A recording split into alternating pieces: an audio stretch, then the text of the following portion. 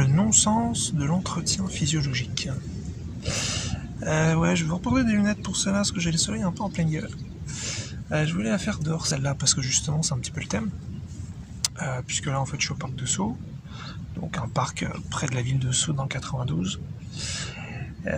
Et voilà, évidemment, il y a plein de gens qui viennent courir. Et puis, faire d'autres activités, évidemment. Et un truc que je voulais tacler un petit peu depuis un moment. Alors, avant de commencer, pour parler d'entretien physiologique, moi, j'ai fait 11 ans de musculation. Donc, on peut dire, je sais ce que c'est de faire du sport, hein. Et donc voilà, donc ces 11 ans se sont arrêtés il y a un petit moment, hein, puisque je sais plus exactement, mais j'ai dû faire ça j'ai dû arrêter ça en 2016, peut-être un truc comme ça. Donc là on est en 2022 au moment de la vidéo, donc ça fait un moment. Et en fait, donc voilà, j'ai fait 11 ans de musculation et je faisais 6 jours sur 7. Voilà.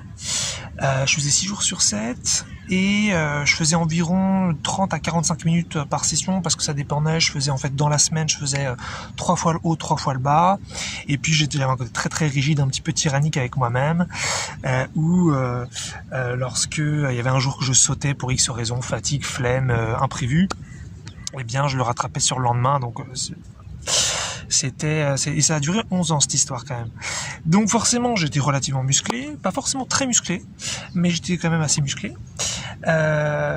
Et finalement j'ai tout perdu en peut-être en un an quoi. Allez, 2 ans grand max, mais on va dire en un an.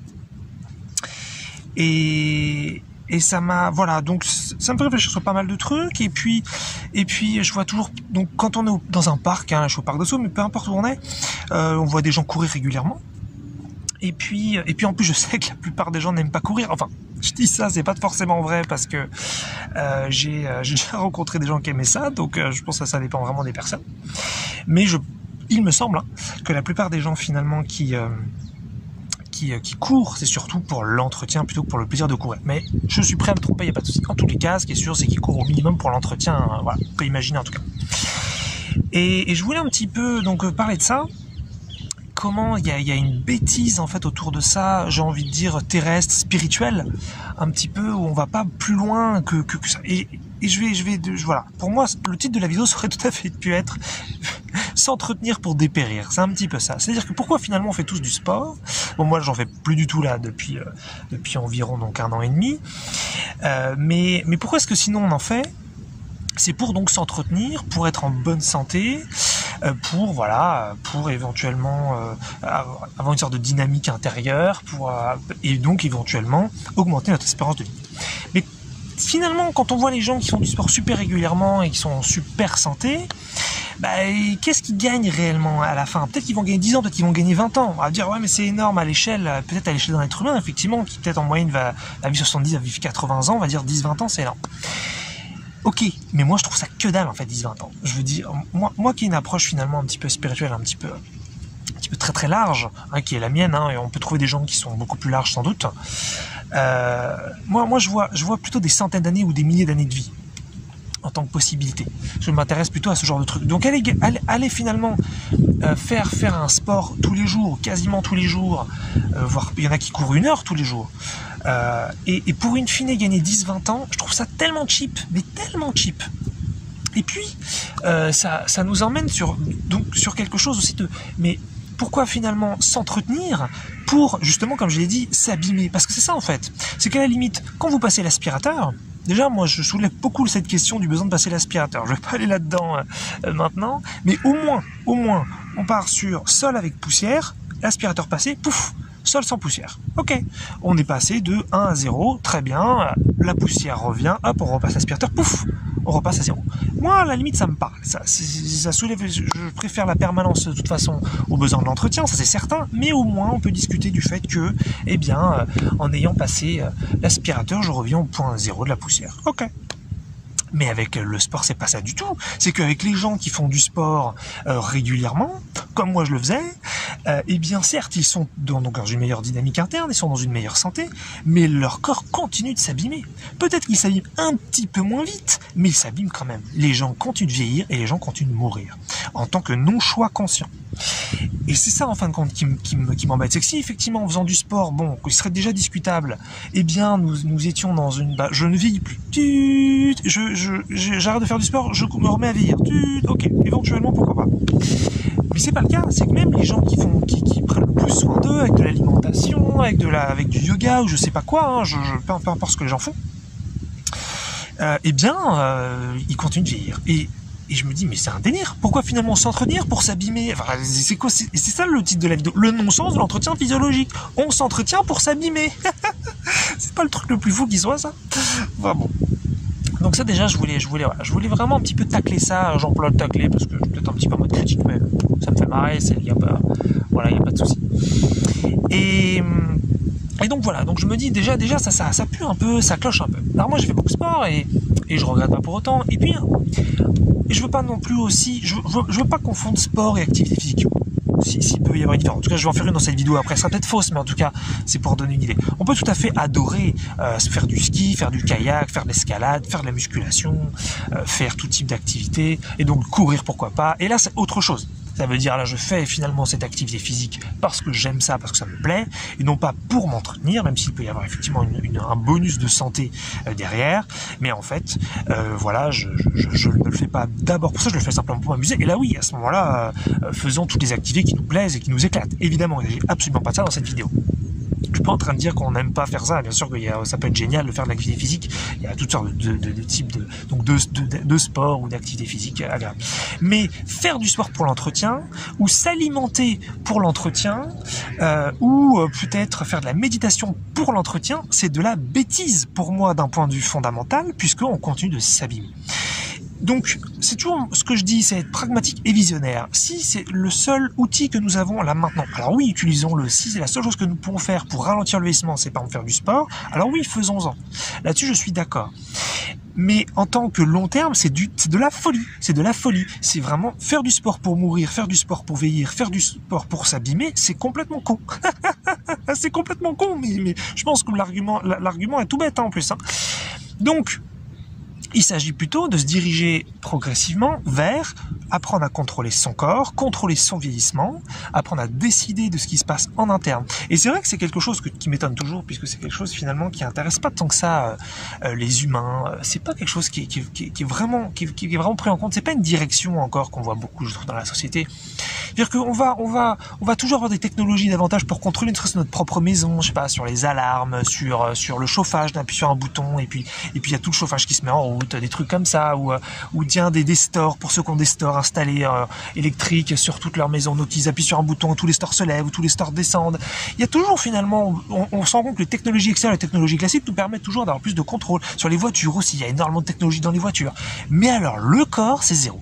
Et là, je parle pas de transhumanisme, je parle pas encore cette idée folle de mettre des puces dans le cerveau ou d'autres trucs pour ensuite contrôler notre corps. Mais non, je parle de notre psyché, on est des putains de dieux, donc on n'a pas besoin de tout ça.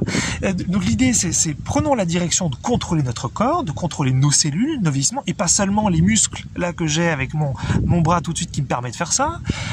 Non, il y a la possibilité de contrôler notre énergie, nos hormones, voilà, donc je dis le vieillissement de nos cellules. Prenons cette direction-là, prenons cet intérêt là, parce que sinon nous sommes constamment dans, je suis dans la chose la plus importante pour faire l'expérience terrestre qui est mon véhicule sacré, qui est mon corps, et pour autant je vais devoir finalement dépendre de lui, être un petit peu esclave de mon corps, et je vais essayer de le faire réagir, tout ce que je peux faire. Donc qu'est-ce que je vais faire? Je vais faire des pompes, je vais faire un effort musculaire pour finalement le forcer à ce qu'il réagisse. Mais c'est de la folie. Pourquoi est-ce que je peux pas demander à mon corps de produire du muscle où j'ai envie qu'il en produise? Vous avez déjà pensé à ça?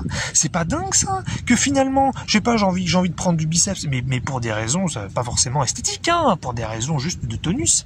Pourquoi est-ce que je devrais demander je devrais faire semblant de faire un effort, par exemple de faire de la musculation, pour que mon corps se dise, ah attention, il y a besoin de quelque chose parce que l'environnement nécessite du muscle, du tonus musculaire, et finalement, à ce moment-là, le corps va demander de réagir et donc de produire du muscle. C'est complètement idiot. Pourquoi est-ce que je peux pas envoyer cette information directement à mes muscles? Pourquoi est-ce que j'ai besoin de passer par une sorte de mécanisme interne, une sorte de quelque chose de robotisé et d'organique, qui lui ne réfléchirait pas, n'aurait pas d'intelligence, et je dois le faire réagir de façon, je mime un peu les pompes, de façon un petit peu automatique. Donc ça m'étonne toujours un petit peu cette primitivité, même si c'est un mot que j'aime bien employer, hein, c'est un petit peu violent, mais c'est pas grave, moi ça me fait marrer. Cette primitivité qu'on a dans nos sociétés où voilà, les gens ils vont, comme j'ai dit, donc développer plein de technologies extérieures, mais alors l'interne que dalle, et en plus il va falloir faire un entretien donc constant, alors qu'on pourrait tout à fait se diriger donc vers du rajeunissement progressivement, hein, voilà, hein, et puis du contrôle, donc toujours plus conscient, toujours plus choisi de notre corps, quoi. Il n'y a pas besoin de subir notre corps, et puis il n'y a pas besoin de vivre 80 ans, on peut vivre des centaines d'années, on peut vivre des milliers d'années, mais sans passer par le transhumanisme, faut arrêter. L'important c'est toujours la question du choix, il me semble, même si effectivement à un niveau plus profond, moi je me rends compte personnellement, plus je creuse d'un point de vue conscience, plus je me rends compte que je veux tout ce qui m'arrive, et plus donc je me rends compte que le vieillissement je le veux, et que tout ça, mais il faut toujours prendre en compte les sous-persos qui sont en surface et qu'elles ne voient pas tout ça, ne fassent pas de choix conscients. Et une fois qu'on a finalement, je pense, ces options, donc ces choix, justement, c'est là où on va se rendre compte de ce qu'on veut vraiment. Et on peut aussi évoluer, on peut peut-être vouloir vieillir et après arrêter de vouloir vieillir, on peut vouloir mourir, arrêter de vouloir mourir. Les choses n'ont pas être finalement dans le marbre un petit peu sans que ça bouge. Donc, pourquoi toujours rester sur des trucs qui sont vieux de millénaires? Pourquoi avoir besoin de faire du sport? Pourquoi avoir besoin de faire gaffe à son alimentation? Pourquoi ne puis-je pas choisir finalement mon énergie, mon tonus musculaire, l'esthétique à la limite de mon corps, hein. Après je dirais qu'on est sur une chose toujours plus luxueuse, mais peu importe, il n'y a pas de raison qu'on puisse pas finalement décider. Et pourquoi doit-on juste le faire réagir, comme si c'était quelque chose d'assez bête et avec lequel il n'y avait pas de communication possible? Intéressons-nous à communiquer avec nos cellules, intéressons-nous à communiquer avec notre cerveau directement, avec notre colonne vertébrale, notre moelle épinière, je ne sais pas, donc voilà, comme je l'ai dit, nos différents organes, et produisons du résultat. Moi je m'intéresse déjà à ça depuis un moment. Je dois faire attention parce que il y a des parties de moi qui en fin de compte n'ont pas du tout envie d'y aller, et donc il faut être honnête et il faut les prendre en compte, mais c'est ça aussi. Mais en tout cas, faire du sport de façon éternelle jusqu'à ce que pour quand même s'abîmer, pour quand même vieillir, mais non quoi, mais non, faire du sport pour m'éclater sur donc de l'activité physique, sinon même si c'est la même chose, hein, je les différencie juste pour que ce soit un peu plus clair, mais il n'y a pas de différence. Voilà, pour le plaisir de l'activité, oui, moi je me souviens quand je faisais de la musculation, je pouvais avoir beaucoup de plaisir juste à faire la musculation, il y avait des sensations le lendemain dans les muscles, je crois qu'on appelle ça des congestions, mais je suis pas sûr. Voilà, et j'aimais beaucoup ça. Donc très bien, et j'aimais bien, j'apprenais moi-même, je faisais moi-même mes mouvements de musculation, je développais moi-même finalement ma routine, je développais moi-même mes exercices de musculation, je faisais tous les muscles du corps ou quasiment, et j'aimais bien ça, donc bien sûr. Mais en revanche, avoir besoin de ça finalement pour s'entretenir, voilà, moi je ne suis pas pour l'entretien, je suis pour la permanence, je suis pour le choix, je suis pour la liberté.